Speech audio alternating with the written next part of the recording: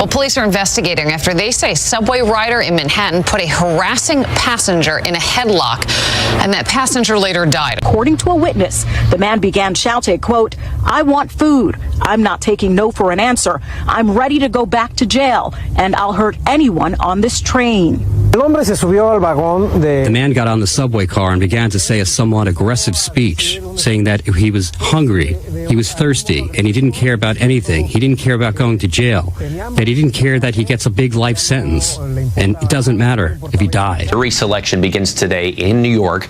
The manslaughter trial of Daniel Penny, a Marine veteran who put a homeless man acting erratically in a New York City subway car into a fatal chokehold. Okay, so let's talk about the upcoming manslaughter trial of Daniel Penny in the death of Jordan Neely.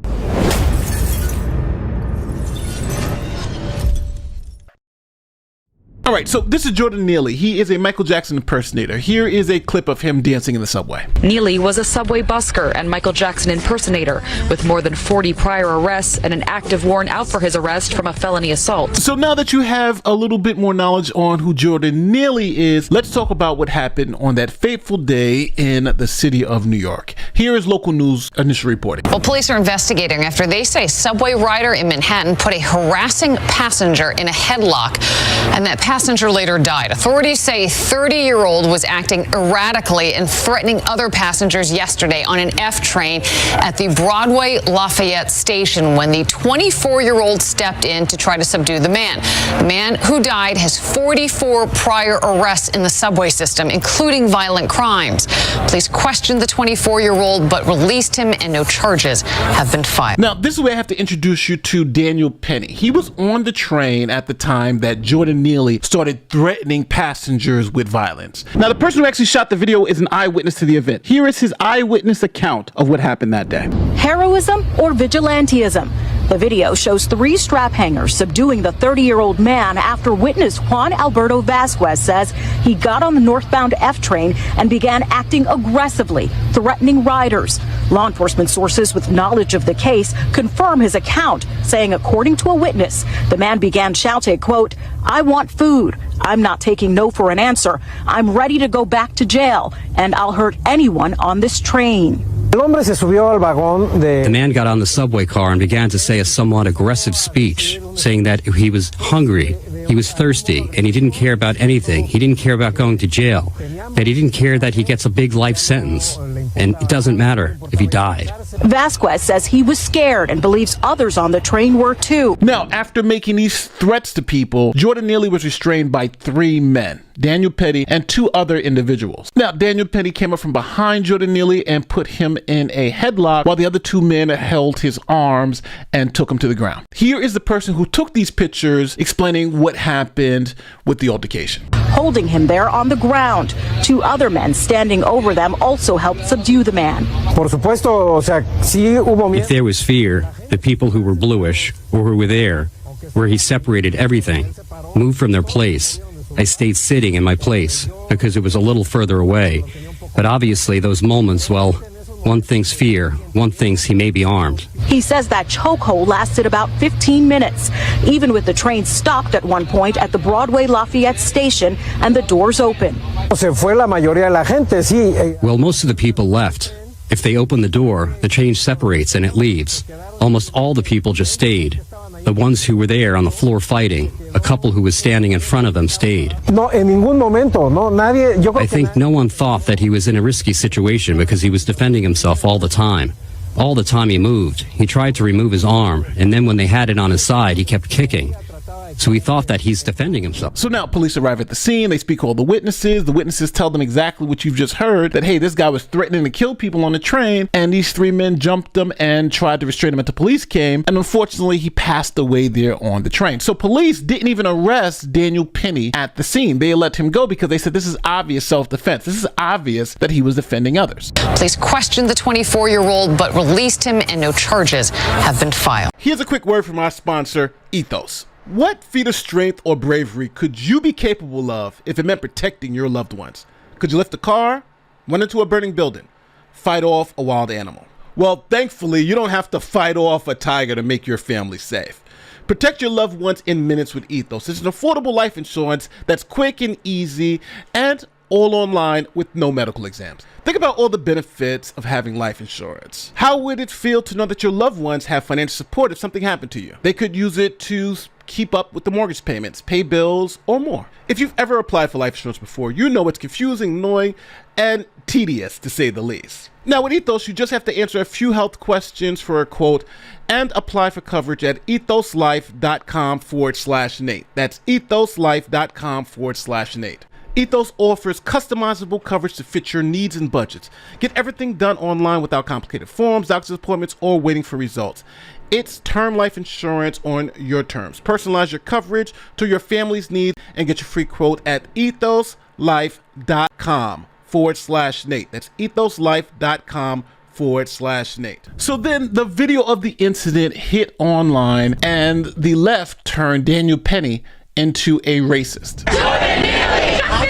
Jordan Neely! A violent standoff between protesters and police as crowds call for an arrest in the chokehold death of a man on the subway. But what the media didn't show you is that there were massive counter protests for Daniel Penny and what he did on that subway, protecting the other passengers. There were arrests today after a rally in Lower Manhattan in support of Daniel Penny. The Marine veteran is charged with manslaughter in the chokehold death of Jordan Neely on a subway train. Nassau County Executive Bruce Blakeman and others gathered at Collect Pond Park. They believe that Penny was acting in self-defense. So as you heard there, Daniel Penny is charged with manslaughter in the second degree. And this essentially means that he didn't intend to kill Jordan Neely. This was an accident. And what the prosecutors have to show is that Daniel Penny knew that there was a risk associated with placing him in this headlock. He ignored that risk, and then it led to someone's death. But now your next question should be, why did they only charge Daniel Penny? There were 3 men who restrained Mr. Neely, and Mr. Neely died during that restraint. So shouldn't all 3 of them be charged with manslaughter? We've been watching this story, covering the story like most folks have, and we saw a lot of protesters who were out, demanding justice, and it looked like, that's what is about to happen. Yeah, that's what we said it would be. We said it would be manslaughter. If he got charged at all, we said it would be manslaughter. But the people who helped hold him down, self-defense, are you serious? Yeah, how'd he get a self-defense That sounds charge? nuts. The people who held his arms down while he's being choked. Self-defense for them. I don't think so. Yeah, how do you even come to that conclusion? If one person that's choking him out gets manslaughter, how did the 2 people that's helping him get self-defense? That don't make any sense. Well, the attorney is still going to argue self-defense. So the charge versus what the attorney is going to argue are 2 totally different things. Now, we all know the reason why the other 2 people weren't charged. Number 1, they were minorities. And number 2, there was no political will to charge black people in the killing of a black person on a train, right? It's easier to sell to a jury, hey, the evil white racist is choking out black people on the train. So now this part of the video is going to upset you a little bit because it's about the spin. You've now seen the witnesses, the video, you know everything about this story. Now I want you to see how it's being spun on the left. So for instance, they're not going to use the term headlock, they're going to say chokehold, and they're also not going to be honest with what Jordan Neely was doing before the incident. They're going to say he was just asking for food, when all the witnesses say he was threatening to kill them. The other thing I think is important to say, let's put this in context. Yes, he was on the train. I ride the train. I've been riding the train in New York City since I was 12 years old. This is what he was doing. He was shouting that he was hungry, that he was thirsty, and he had little to live for. Hungry, thirsty, and little to live for. Just to be clear, here is what Jordan Neely actually said from the news. To a witness, the man began shouting, quote, "I want food. I'm not taking no for an answer. I'm ready to go back to jail, and I'll hurt anyone on this train." The man got on the subway car and began to say a somewhat aggressive speech, saying that he was hungry, he was thirsty, and he didn't care about anything. He didn't care about going to jail, that he didn't care that he gets a big life sentence. And that told, where was the humanity of anyone that was on that train? I would have given him money. I would have tried to give him food. I would have tried to help.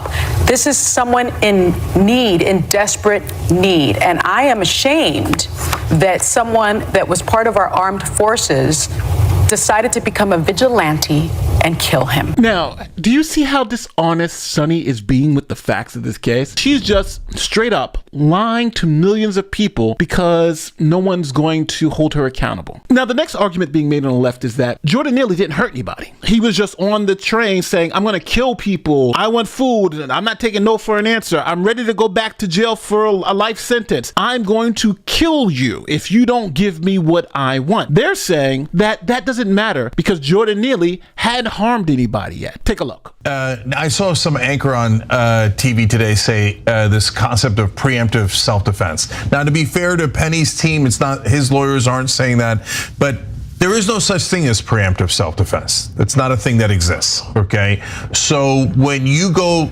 the Neely, the homeless guy in this case, had not attacked anyone. Absolutely not.